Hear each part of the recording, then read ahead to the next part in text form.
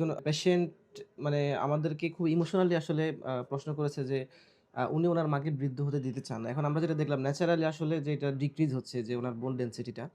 কিন্তু তাহলে তো যে বৃদ্ধ হওয়ার সাথে বোন ডেনসিটি যে ব্যাপারটা এটা একটা মানে সম্পর্কিত। তো সেক্ষেত্রে উনি বলছে যে উনি উনার মাকে বৃদ্ধ হতে দিতে চান। সেক্ষেত্রে স্যার পরামর্শ কি হতে পারে? খুবই ইমোশনাল কথা আসলে। আমরা কেউ চাই না যে আমাদের মায়েরা দ্রুত বৃদ্ধ হয়ে যাক, অথবা আমাদের সঙ্গীরা, আমাদের ওয়াইফরা দ্রুত ডিক্লাইনিং ফেজে যে তার বয়স ৪৫ থেকে যখন ৫৫ গেল সে 30% বোন লস হয়ে যাক, এটা আমরা কেউ চাই না।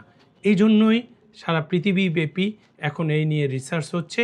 এই রিসার্চের একটা সামারি যদি এখন পর্যন্ত যেটা আসছে সেটা যদি আমি দর্শকদেরকে আপনার মাধ্যমে জানাইতে চাই, তাহলে সেটা বলবো, নাম্বার 1 হচ্ছে লাইফস্টাইল অবশ্যই মডিফিকেশন করতে হবে। আমাদের মায়েরা যেভাবে চলাফেরা করে সেইভাবে না চলে সে লাইফস্টাইল মডিফিকেশন করবে। সংক্ষেপে যদি বলি তাহলে সে হচ্ছে নিয়মিত সে ব্যায়াম করবে, প্রতি 7 দিনে অ্যাটলিস্ট 5 দিন ব্যায়াম করবে। ব্যায়ামের ক্ষেত্রে বাংলাদেশের প্রেক্ষাপটে এত ব্যায়াম, অ্যানোরোবিক, অ্যারোবিক এইসব এক্সারসাইজ হাবিজাবি আমি বলতে চাই না। ওয়াক করবে, হাঁটবে, প্রতিদিন 30 মিনিট হাঁটবে। সেই হাঁটাতে যাতে একটু দ্রুত গতিতে হয়, যাতে ফলে হার্ট রেটও সেখানে হার্টের যেই পয়েন্ট সেগুলো বৃদ্ধি পাবে। 1 2 নাম্বার হচ্ছে খাবার দাবারে সে চেঞ্জ আনবে। সেই ক্ষেত্রে সে কখনো এমন খাবার খাবে না যেটা দিয়ে ওয়েট বাড়বে, বরং ওয়েটকে ব্যায়ামের সর্বোচ্চ লেভেলের চেয়ে নিচে রাখার চেষ্টা করবে। সেই ক্ষেত্রে যদি আমরা যেটা এর আগে একটা আলোচনায় বসি যে সপ্তাহে যদি 2 দিন রোজা রাখে এবং সে যদি খাবারের একটা পরিমিত খাবার খায়, রাতের বেলা খাবারটা কার্বোহাইড্রেট বন্ধ করে দেয়, সেটা করবে। 3 নাম্বার হচ্ছে সে প্রতিদিন একটা নির্দিষ্ট সময় 20 থেকে 30 মিনিট সানলাইটে এক্সপোজার হবে, যাতে ভিটামিন ডি তার শরীর গ্রহণ করতে পারে। সেই ক্ষেত্রে সকাল 10টা থেকে দুপুর 2টা এর মধ্যে সময়টাকে বিজ্ঞানীরা উত্তম বলছে। এর মধ্যে 20 থেকে 30 মিনিট এক্সপোজার থাকবে, শরীরের মোর দেন 30% জায়গায় এক্সপোজ থাকবে। আমাদের মায়েরা যারা হিজাব করে, যারা শরীর ঢেকে রাখে, তাদের জন্য একটা প্রাইভেট জায়গায় তারা 30% শরীর যাতে খোলা থাকে সেটা রেখে তারা তাদের এই সান এক্সপোজার করবে। যেমন এমন হতে পারে যে বাসার ছাদে হতে পারে বা যদি আ আ না হয় তাহলে হচ্ছে যে উনারা যে প্রাইভেট যেই আ উঠানে দেখা গেল যেখানে রোদ আসতেছে সেখানে উনারা যে সান এক্সপোজার করতে পারে। ধন্যবাদ স্যার। তাহলে অস্টিওপোরোসিস যদি হয় বা হইছে কতটুকু সেজন্য আসলে জানার জন্য কোনো পরীক্ষা-নিরীক্ষার দরকার আছে কিনা বা কি পরীক্ষা-নিরীক্ষা করতে হয়? যদি কাইন্ডলি বলেন।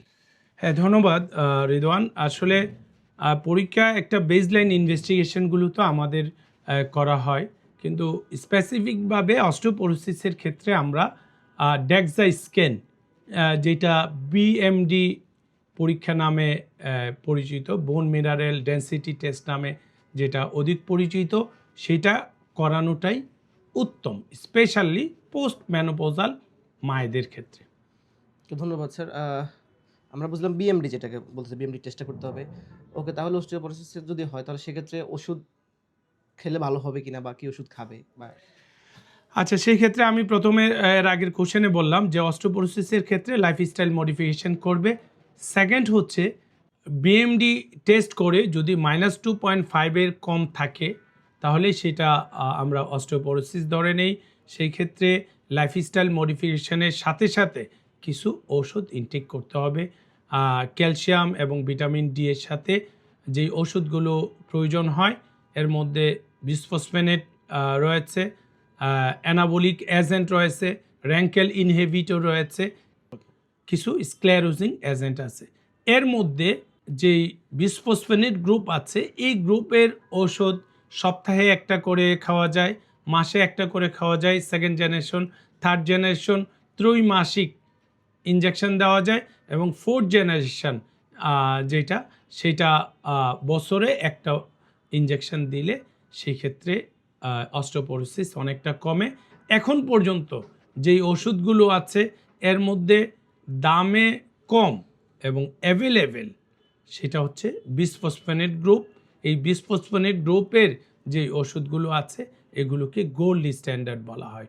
যদিও অনেকে অনেক দামি ওষুধ ব্যবহার করে, যেমন ড্যানোসোমাব ইউজ করে, র্যাঙ্কেল ইনহিবিটর, ড্যানোসোমাব অনেক দাম। আমি পরামর্শ দিব যে যদি অস্টিওপোরোসিস হয়ে ফ্র্যাকচার হয় এবং ফ্র্যাকচারের পরবর্তী ট্রিটমেন্টে ড্যানোসোমাব ইউজ করা যেতে পারে, কিন্তু নর্মালি অস্টিওপোরোসিস রোধের ক্ষেত্রে গোল্ড স্ট্যান্ডার্ড হচ্ছে বিসফসফোনেট, এবং আমি পরামর্শ দিব বিসফসফোনেট গ্রহণ করার জন্য। ধন্যবাদ স্যার। তাহলে এখানে পেশেন্ট যখন বুঝবে যে হার্টের কোনো সমস্যা, অস্টিওপোরোসিস বা যে কোনো সমস্যা, তাহলে একজন অর্থোপেডিক্স ডক্টর দেখাবে এবং অর্থোপেডিক্স ডক্টর হচ্ছে ওনাকে পরামর্শ দিবে যে কোন ধরনের মেডিকেশন ওনার দরকার। হ্যাঁ, এই ব্যাপারে আমি বলি, আমার কিছু পেশেন্ট আছে যে তারা ভালো হয়ে যায় একটা ওষুধ খেয়ে, সে আবার তার ফ্যামিলির আরেকজনকে দেয়, সেও এই ওষুধ 2 মাস খেয়ে এসে আমাকে বলে যে উনি তো ভালো হয়েছে, আমি তো ভালো হই নাই। এটা কি কারণ? দেখা গেছে একজনের রোগ হয়েছে অস্টিওপোরোসিস, তাকে আমি অস্টিওপোরোসিসের চিকিৎসা দিচ্ছি, আরেকজনের হয়েছে অস্টিওআর্থ্রাইটিস, সেও সেম ওষুধ খাচ্ছে, তাহলে তো ভালো হওয়ার কথা না। এই জন্য অবশ্যই এই বিশেষজ্ঞ ডাক্তারকে দেখিয়ে এই ধরনের চিকিৎসাগুলো করানো উচিত।